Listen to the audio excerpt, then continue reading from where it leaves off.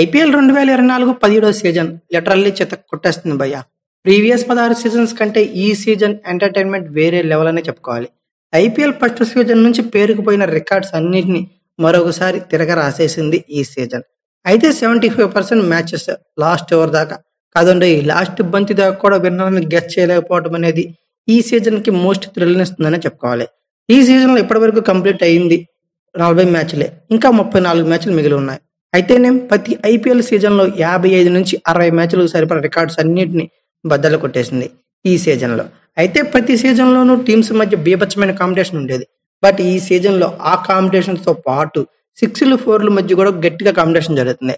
ఇప్పటి వరకు కంప్లీట్ అయిన 40 మ్యాచ్ల్లో 720 పైన 6లు, ప్రతి మ్యాచ్ కి యావరేజ్ గా 18 6లు, ప్రతి 13 బంతులకి ఒక 6, అలానే 1200 పైన 4లు, ప్రతి 5 బంతులకి ఒక 4, డెత్ ఓవర్స్ అయితే ఏకంగా ప్రతి 4 బంతులకి ఒక 4 చొప్పున నమోదవుతూ వస్తున్నాయి.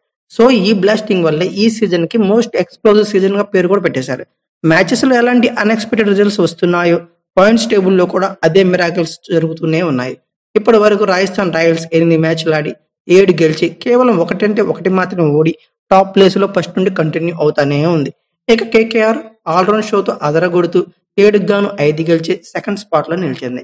ఇక 287 పరుగులు, 277 పరుగులు, 266 పరుగులు ఇలా పరుగులు చేస్తూ ప్రత్యర్థులకు చుక్కలు చూపిస్తున్న ఎస్ఆర్హెచ్ 8 మ్యాచ్ల్లో 5 గెలిచి 3 ఓడి థర్డ్ స్పాట్ లో నిలిచింది. ఇక లక్నో సూపర్ జెయింట్స్ కూడా 8కి 5 గెలిచి ఫోర్త్ స్పాట్ లో ప్లే ఆఫ్ రేస్ లో ముందున్నాయి.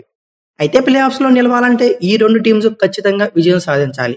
పాయింట్స్ టేబుల్లో 9 మ్యాచ్ల్లో 4 గెలిచి 5 ఓడి 6వ స్పాట్ లో ఉన్న డీసీ, అలానే 8 మ్యాచ్ల్లో 3 గెలిచి 5 ఓడి 7th స్పాట్ లో ఉన్న ముంబై ఇండియన్స్ ఒక బీభత్సమైన పోరుకు సిద్ధమైపోయాయి. ఏప్రిల్ 27వ తేదీన సాటర్డే డబుల్ ధమాకా మ్యాచ్ల్లో తొలి మ్యాచ్ గా ఢిల్లీ క్యాపిటల్స్ మరియు ముంబై ఇండియన్స్ లో డీసీకి హోమ్ గ్రౌండ్ అయిన అరుణ్ జైట్లీ స్టేడియంలో 3 గంటల 30 నిమిషాల నుండి ఆఫ్టర్నూన్ తలపడనున్నాయి. కమ్యూనికేషన్ గ్యాప్ వల్ల వెనకబడిపోయిన ముంబై ఇండియన్స్, రీసెంట్లీ చితక్ కొట్టేస్తున్న రిషబ్ పంత్ అండ్ కో ఎవరు నిలుస్తారో గెలుపు కోసం అనేది వీడియో ఫినిషింగ్ లో తెలుస్తుంది. అయితే ఈ వీడియో డీటెయిల్స్ ఏంటి, ఈ స్టేడియం డీటెయిల్స్ ఏంటి, పాస్ట్ లో పిచ్ రిపోర్ట్ ఎలా ఉంది, ప్రజెంట్ ఎలా బిహేవ్ చేస్తుంది, ఈ గ్రౌండ్ లో ఐపీఎల్ స్టాట్స్ ఎలా ఉన్నాయి, పాస్ట్ లో ఎలా ఉన్నాయి, ప్రజెంట్ లో ఎలా ఉన్నాయి, ఇరు టీమ్స్ యొక్క హెడ్ టు రికార్డ్స్ ఎలా ఉన్నాయి, అలానే ప్లేయింగ్ 11 ఎలా ఉండబోతుంది, లైవ్ ఎక్కడ చూడొచ్చు, కీ ప్లేయర్స్ ఎవరు, వెదర్ కండిషన్ ఎలా ఉంది, అన్నిటి గురించి 1 by 1 లుక్ వేసేద్దాం. ముందుగా స్టేడియం గురించి మాట్లాడుకుంటే దీన్ని 1883లో ఓపెన్ చేశారు. ఆడియన్స్ కెపాసిటీ వచ్చేసరికి 48,000గా ఉంటుంది. ఇంతకు ముందు ఫిరోజ్ షా కోట్లా అనే మైదానం పిలిచేవాళ్ళు. ఐపీఎల్ పరంగా ఒక యావరేజ్ గ్రౌండ్ అని చెప్పుకోవాలి. అంటే డైమండ్స్ వచ్చేసరికి ఐదర్ సైడ్ వచ్చేసరికి 62 నుంచి 65 మీటర్లు గాను, అలాగే స్ట్రైట్ వచ్చేసరికి 75 మీటర్లు గాను, అలాగే బ్యాక్ లో వచ్చేసరికి 58 మీటర్లు గాను ఉండవచ్చు. ఇక అరుణ్ జైట్లీ స్టేడియం యొక్క పిచ్ రిపోర్ట్ గురించి మాట్లాడుకుంటే ఇది ఒక స్లో అండ్ లో స్కోరింగ్ గేమ్ పిచ్ అని అనుకోవచ్చు. ఫాస్ట్ లో మాత్రం ఇలా ఉంది. బట్ వన్డే వరల్డ్ కప్ నుండి స్లోగా బ్యాటింగ్ ట్రాక్ కన్వర్ట్ అయిపోయింది. తర్వాత ఉమెన్ ప్రీమియర్ లీగ్ లో కంప్లీట్ గా బ్యాటింగ్ ట్రాక్ లాగా ఏర్పడింది. బట్ ఈ సీజన్ లో కూడా అదే బ్యాటింగ్ ట్రాక్ కనబడుతుందని చెప్పుకోవాలి. ఈ సీజన్ లో ఆల్మోస్ట్ 2 మ్యాచ్లు ఆడితే 2 ఇన్నింగ్స్ లో కూడా ఏకంగా 200 పైన స్కోర్లు నమోదయ్యాయి. సో బ్యాటర్స్ కి పండగనే చెప్పుకోవాలి. ఇక తర్వాత వెదర్ రిపోర్ట్ గురించి మాట్లాడుకుంటే వర్షాలు పడటం, మ్యాచ్లు ఆగిపోవటం, లేదా లేట్ అయిపోవటం, అంతరాయాలు జరగడం ఇలాంటి ఏమి లేవండి. ఇండియాలో సమ్మర్ సీజన్ స్టార్ట్ అయిపోయింది. 2 మచ్ హాట్ గా ఉండటం పక్క, అందులోనూ ఆఫ్టర్నూన్ మ్యాచ్ కాబట్టి బాగా వేడిగా ఉంటుందనే చెప్పుకోవాలి. అయితే మార్నింగ్ టెంపరేచర్ వచ్చేసరికి 37 డిగ్రీ సెంటీగ్రేడ్ నుండి 42 డిగ్రీ సెంటీగ్రేడ్ వరకు ఉంటుంది. ఇక ఈవినింగ్ సైడ్ ఆ టైంకి వచ్చేసరికి 23 డిగ్రీ సెంటీగ్రేడ్ నుండి 25 డిగ్రీ సెంటీగ్రేడ్ వరకు ఎక్స్పెక్ట్ చేయొచ్చు. ఇక తర్వాత లైవ్ స్ట్రీమింగ్ గురించి మాట్లాడుకుంటే యాజ్ యూజువల్ గా టీవీస్ లో వచ్చేసరికి సబ్స్క్రిప్షన్ తో కూడి స్టార్ స్పోర్ట్స్ లో చూడవచ్చు. ఇక ఓటీటీ ప్లాట్ఫామ్స్ లో వచ్చేసరికి మనందరికి తెలిసిందే జియో సినిమాల్లో ఎటువంటి సబ్స్క్రిప్షన్ లేకుండా ఫ్రీగా వాచ్ చేయొచ్చు. ఇక గ్రౌండ్ లో పాస్ట్ లో ఉన్న ఐపీఎల్ స్టాట్స్ పరిశీలిద్దాం. టోటల్ గా ఇక్కడ 87 మ్యాచ్లు జరిగాయండి. ఫస్ట్ బ్యాటింగ్ వాళ్ళు 40 గెలిస్తే సెకండ్ బ్యాటింగ్ వాళ్ళు 46 గెలిచారు. సో ఇక టాస్ అయితే అంత కీలకం అయితే కాదు. 40-46, సో 6 డిఫరెన్సే ఉంది మ్యాచ్లు. ఓకే, నో రిజల్ట్ గా ఒకటి ఉండిపోయింది. ఇక హైయెస్ట్ టోటల్ వచ్చేసరికి ఈ గ్రౌండ్ లో 266 పరుగులు 7 వికెట్లుగా ఎస్ఆర్హెచ్ పెరట్ ఈ సీజన్ లోనే కొట్టేసింది. లోయెస్ట్ టోటల్ వచ్చేసరికి 83 పరుగులకి డీసీ ఆల్అౌట్ అయింది. ఫస్ట్ ఇన్నింగ్స్ యావరేజ్ స్కోర్ చూస్తే 169 పరుగులు గాను, సెకండ్ ఇన్నింగ్స్ యావరేజ్ స్కోర్ చూస్తే 152 పరుగులుగా ఉంది. ఈ గ్రౌండ్ లో మోస్ట్ రన్స్ వచ్చేసరికి డేవిడ్ వార్నర్ 36 ఇన్నింగ్స్ లో 145 పరుగులు కొట్టాడు. మోస్ట్ సిక్స్ వచ్చేసరికి రిషబ్ పంత్ 26 ఇన్నింగ్స్ లో 55 సిక్స్లు కొట్టాడు. మోస్ట్ వికెట్స్ వచ్చేసరికి అమిత్ మిశ్రా 58 వికెట్లు తీశాడు 45 మ్యాచ్ల్లో. అమిత్ మిశ్రా లేడు, సో డేవిడ్ వార్నర్ మ్యాచ్ లో ఉండే అవకాశం ఉంది. మోస్ట్ సిక్స్లు కొట్టే రిషబ్ పంత్ కూడా ఆడుతున్నాడు, మంచి ఫామ్ లో ఉన్నాడు. సో వీళ్ళే కీ ప్లేయర్స్ కానున్నారనే చెప్పుకోవాలి. ఇక బట్ ఇవన్నీ పాస్ట్ లో జరిగిన ఐపీఎల్ రికార్డ్స్ అండి. ప్రజెంట్ ఐపీఎల్ లో ఎట్లా ఉందంటే రికార్డ్స్ చూద్దాం. టోటల్‌గా ఇక్కడ 2 మ్యాచ్‌లు జరిగితే మొదటిది ఎస్ఆర్‌హెచ్ మీద వాడగా, సెకండ్‌ది మాత్రం జీటీ మీద అద్భుతంగా గెలిచి 50-50 విన్నింగ్ పర్సెంట్‌తో ఉంది. టోటల్ 2 మ్యాచెస్ ఉండగా ఫస్ట్ బ్యాటింగ్ వాళ్ళు 2 గెలిస్తే, సెకండ్ బ్యాటింగ్ వాళ్ళు 0 గెలిచారు. ఇక్కడ అబ్జర్వ్ చేయాల్సినది టాస్ చాలా కీలకము. ఫస్ట్ బ్యాటింగ్ చేస్తే యూజ్ ఉందని.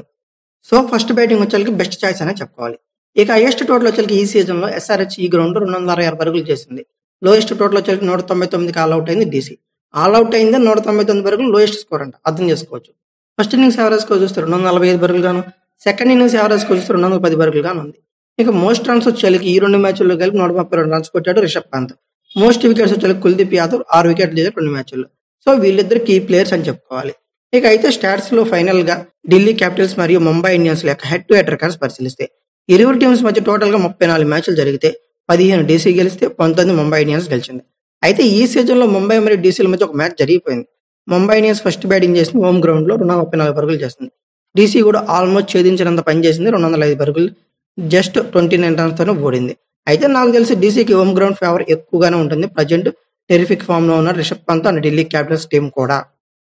ఇక చివరగా ఇరువురు టీమ్స్ యొక్క ప్లేయింగ్ లెవెన్ గురించి మాట్లాడుకుంటే ముందుగా డీసీ యొక్క ప్లేయింగ్ లెవెన్ పరిశీలిద్దాం. ప్రీవియస్ మ్యాచ్‌లో జీటీకి చుక్కలు చూపించారు బ్యాటింగ్‌లో, బౌలింగ్‌లో, అలాగే ఫీల్డింగ్‌లో కూడా మెరుపులు మెరిపించి ఆల్రౌండ్ షోతో అదరగొట్టేశారు. డేవిడ్ వార్నర్ ఆడతాడా లేదా అన్న దాని మీద మాత్రం అఫీషియల్‌గా ఎటువంటి కన్ఫర్మేషన్ అయితే లేదు. ఒకవేళ ఫిట్ అయి ఆడించాలనుకుంటే ఇంపాక్ట్ ప్లేయర్ లాగా యూజ్ చేసుకునే అవకాశం కొన్ని మ్యాచ్‌ల వరకు జరగనున్నాయి. ఇక తర్వాత పృథ్వీ షా సూపర్ టచ్‌లో ఉన్నాడు. బెస్ట్ స్టార్ట్స్ కూడా ఇస్తున్నాడు. అయితే న్యూ బ్యాటర్ జాక్ ఫ్రేజర్ విధ్వంసానికి కేర్ ఆఫ్ అడ్రస్‌గా మారిపోయాడు. ఒక విధంగా చెప్పాలంటే ట్రావిస్ హెడ్, అభిషేక్ శర్మ ఈ సీజన్‌లో ఎలాంటి స్టైట్స్ అయితే, ఎలాంటి ఫైర్ గేమ్ అయితే ఆడుతున్నారో జాక్ ఫ్రేజర్ వాళ్ళ తర్వాత ఉంటాడని చెప్పుకోవచ్చు. ఇతని వల్ల డీసీకి ఎక్స్‌ప్లోజివ్ స్టార్ట్స్ అన్ని ఈజీగా వచ్చేస్తున్నాయి. అలానే ప్రీవియస్ మ్యాచ్‌లో అక్షర్ పటేల్ 5th గేర్‌లో బ్యాటింగ్ చేశాడు. ఐ థింక్ 42 బాల్‌లో 43 బాల్‌లో అనుకుంటా 150 స్ట్రైక్ రేట్‌తో 66 పరుగులు చేశాడు. ఒక ఆల్ రౌండర్ నుండి ఇలాంటి ఇన్నింగ్స్ రావడం అనేది డెఫినెట్లీ డీసీకి యాడెడ్ అడ్వాంటేజ్. ఇక అలానే షై హోప్ భారీ స్కోర్‌గా కన్వర్ట్ చేయడంలో ఫెయిల్ అవుతున్నాడు. ఐ థింక్ ఇతని ప్లేస్‌లోనే డేవిడ్ వార్నర్‌ని ఆడించే అవకాశాలు అయితే ఉన్నాయి. ఇతనికి రీప్లేస్‌మెంట్‌గా, అలాగే ఓపెనర్‌గా. ఎక్సలెంట్ ఫామ్‌లో ఉన్నారు. ఎక్స్‌ప్లోజివ్ స్టార్ట్స్ ఎలా వస్తున్నాయో ఎక్స్‌ప్లోజివ్ ఫినిషింగ్ కూడా డీసీకి వీళ్ళిద్దరి వల్లే వస్తున్నాయని చెప్పుకోవాలి. ఇక సేమ్ మెయిన్‌లీ అయితే టెరిఫిక్ ఫామ్‌లో ఉన్నారు ఇద్దరు కూడా.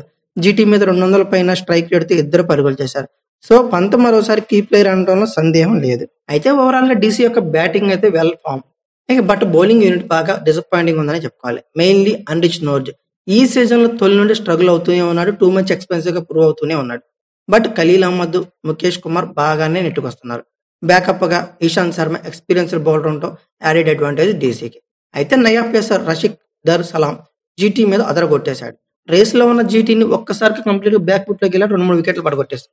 అలానే డీసీకి అసలైన స్ట్రెంత్ అయితే మాత్రం కుల్దీప్ యాదవ్ అనే చెప్పుకోవాలి. అతనికి బ్యాకప్‌గా అక్షర్ పటేల్ కూడా మంచి టచ్‌లో కమ్మంటాడు. నాకు తెలిసి వీళ్ళ ప్లేయింగ్ లెవెన్‌లో పెద్దగా మార్పులు అయితే ఉండవు. వస్తే డేవిడ్ వార్నర్ ఒకటి యాడ్ అవ్వచ్చని అనుకుంటున్నా. ఓవరాల్‌గా వీళ్ళ ప్లేయింగ్ లెవెన్ పరిశీలిస్తే Prithvi Shah, Jack Fraser, Abhishek Porel, Rishabh Pant, Tristan Stubbs, Axar Patel, Lalit Yadav, Kuldeep Yadav, Rashid Dar సలాం, ఖలీల్ అహ్మద్, ముఖేష్ కుమార్ ఇలా ఉన్నారు. Impact ప్లేయర్స్‌గా David Warner, Shai Hope, Praveen Dubey, Ishant Sharma, యాష్దుల్ ఇలా ఉన్నారు. ఇక చివరిగా ఎంఐ యొక్క ప్లేయింగ్ లెవెన్ చూస్తే అదర్ సైడ్ లో జీటీ మీద అద్భుత విజయంతో రెట్టింపు ఉత్సాహంతో డీసీ వస్తుంటే టీం ఉన్న 8 మ్యాచ్ల్లో కేవలం 3 మాత్రమే గెలిచి 5 ఓడి, అలానే ప్రీవియస్ మ్యాచ్ లో ఆర్ఆర్ మీద ఘోరంగా ఓడిపోయి ఎంఐ వస్తుంది. మంచి మంచి బ్యాటర్స్ ఉన్నారు, వెల్ ఫినిషర్స్ ఉన్నారు, మంచి బౌలింగ్ యూనిట్ ఉన్న రిజల్ట్స్ మాత్రం నెగిటివ్ గానే ఉన్నాయి. ఈసారైనా హార్దిక్ కెప్టెన్సీలో పొదును పెడతాడేమో చూడాలి. ఆడితే అందరూ ఆడటం, లేకపోతే అందరూ చేతులెత్తేయడం. నిన్న మొన్నటి దాకా చెత్త కొట్టేసిన ఇషాన్ కిషన్ చల్లబడిపోయాడు. రోహిత్ భారీ ఇన్నింగ్స్ ఆడలేకపోతున్నాడు. సూర్యకుమార్ యాదవ్ కూడా ఆడుతున్నా కూడా ఆ స్కోర్ నుంచి భారీగా అయితే కన్వర్ట్ చేయలేకపోతున్నాడు. ఎంఐ టాప్ ఆర్డర్ లో కన్సిస్టెన్సీ అనేది లేకుండా పోయింది. ఇక అలాగే మిడిల్ ఆర్డర్ లో నేహాల్ వదీరా ఎక్స్ప్లోజివ్ బ్యాటింగ్ అయితే చేశాడు. నేనున్నా అంటూ ఎంఐని ఆదుకున్నాడు ఆర్ఆర్ మీద మ్యాచ్ లో. ఇక అలానే తిలక్ వర్మ ప్రతి మ్యాచ్ లో సూపర్ గా కన్సిస్టెంట్ గా ఆడుతూనే ఉన్నాడు. ఇక అలానే హార్దిక్ పాండ్యా నుండి అయితే మాత్రం కంటిన్యూగా ఫెయిల్ అవుతూనే ఉన్నాడు. ఇప్పటికైనా హార్దిక్ పాండ్యా ట్రాక్ మీదకి రాకపోతే ముంబై కష్టమనే చెప్పుకోవాలి. అలానే టిమ్ డేవిడ్, మొహమ్మద్ నబీలతో సూపర్ ఫినిషింగ్ కూడా ఉంది. బట్ వీళ్ళు కీ ప్లేయర్లని చేయకపోతే మాత్రం కష్టమే. ఇక బౌలింగ్ యూనిట్ లో ఆర్ఆర్ మీద అందరూ తెలిపారు. 19 ఓవర్లు బౌలింగ్ చేసిన ఎంఐ కేవలం ఒక వికెట్ పడగొట్టింది. ఎంతో ఇంప్రెసివ్ గా ఉన్న జస్మిత్ బుమ్రా కూడా చేతులు ఎత్తేశాడు. అలానే హార్దిక్ పాండ్యా చాలా ఎక్స్పెన్సివ్ గా ప్రూవ్ అయ్యాడు. తుషారాన్ని తీసుకున్న ప్లేయింగ్ లెవెన్ లోకి అంతగా యూజ్ లేకుండా పోయింది. కోయట్జీ మరీ ఎక్స్పెన్సివ్ గా ప్రూవ్ అవుతూనే వస్తున్నాడు. ఇవన్నీ కంట్రోల్ చేసుకోకపోతే ముంబై ప్లే ఆఫ్స్ మీద ఆశలు వదులుకోక తప్పదని చెప్పుకోవాలి. అలాగే స్పిన్ యూనిట్లో ఎక్స్పీరియన్స్ లేకపోయినా ఎలాగోలా నెట్టుకొస్తున్నారు. మొహమ్మద్ నబీ, పీయూష్ చావ్లా ఉండనే ఉన్నారు. అలాగే బ్యాకప్గా శ్రేయస్ గోపాల్ కూడా ఉన్నారు. ఓవరాల్గా వీళ్ళ ప్లేయింగ్ లెవెన్ పరిశీలిస్తే ఇషాన్ కిషన్, రోహిత్ శర్మ, సూర్యకుమార్ యాదవ్, తిలక్ వర్మ, హార్దిక్ పాండ్యా, నెహాల్ వధీరా, టిమ్ డేవిడ్, మొహమ్మద్ నబీ, గార్లో క్రోయెజ్జీ, పీయూష్ చావ్లా, జస్ప్రీత్ బుమ్రా ఇలా ఉన్నారు. ఇంపాక్ట్ ప్లేయర్స్గా ఆకాష్ మధ్వాల్, నవూన్ తుషారా, నమన్ డీర్, శామ్స్ ములానీ, శ్రేయస్ గోపాల్ ఇలా ఉన్నారు. అయితే ఓవరాల్గా ఐపీఎల్ రికార్డ్స్ చూశాక, ఇలా గౌండీ యొక్క ఫేవర్ చూసినాక, డీసీఎంఐల యొక్క హెడ్ టు హెడ్ రికార్డ్స్ పరిశీలించినాక డీసీ యొక్క విన్నింగ్ పర్సెంటేజ్ 51% గాను, ఎంఐ విన్నింగ్ పర్సెంట్ 49% గాను ఉంది. ఇది మాత్రం నా ఒపీనియన్ మాత్రమే. మీ ఒపీనియన్ ప్రకారం ఈ మ్యాచ్లో ఏ టీం గెలుస్తుంది అనుకున్నారో కామెంట్ బాక్స్లో పిన్ చేయండి. అలాగే ఈ మ్యాచ్లో బెస్ట్ పర్ఫార్మెన్స్ ఇచ్చే ప్లేయర్ ఎవరు అనుకున్నారో కూడా కామెంట్ బాక్స్లో పిన్ చేయండి. అలాగే ఈ వీడియో కనుక మీకు నచ్చినట్లయితే like, share, comment plus subscribe చేసుకోండి. అలాగే పక్కనే ఉన్న బెల్ ఐకాన్ నొక్కడం మాత్రం మర్చిపోకండి. Thank you for watching. Have a nice day.